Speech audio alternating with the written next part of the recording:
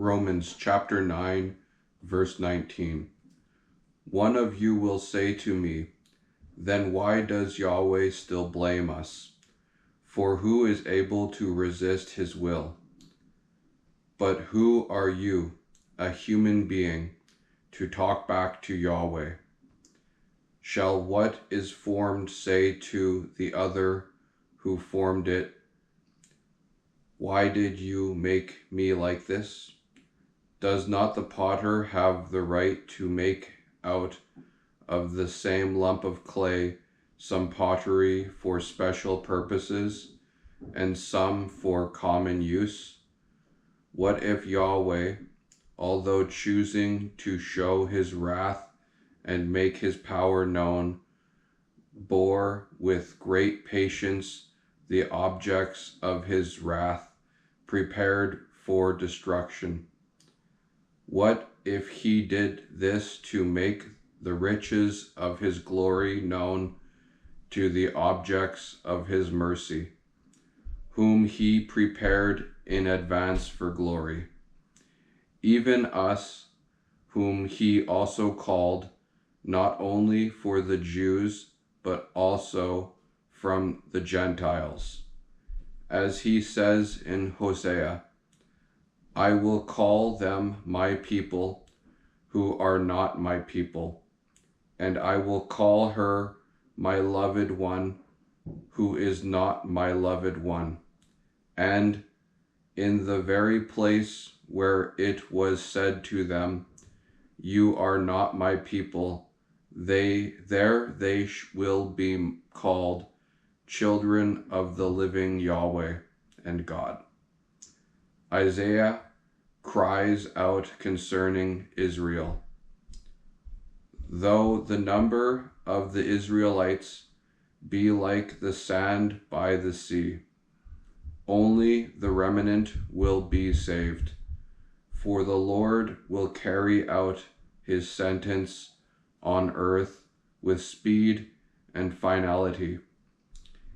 It is just as Isaiah said previously, unless the Lord Almighty had left us descendants, we would have become like Sodom. We would have been like Gomorrah. Israel's unbelief. What then shall we say? That the Gentiles who did not pursue righteousness have obtained it?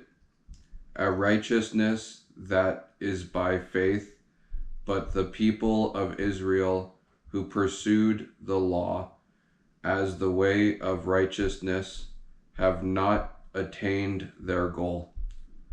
Why not? Because they pursued it not by faith, but as if it were by works.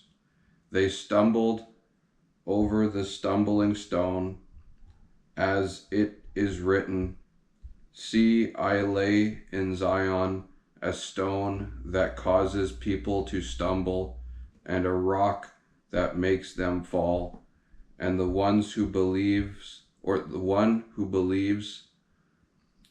in him will never be put to shame. Amen.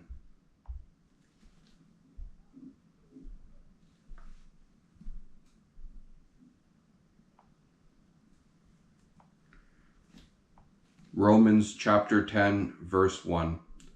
Brothers and sisters, my heart's desire and prayer to Yahweh for the Israelites is that they may be saved. For I can testify about them that they are zealous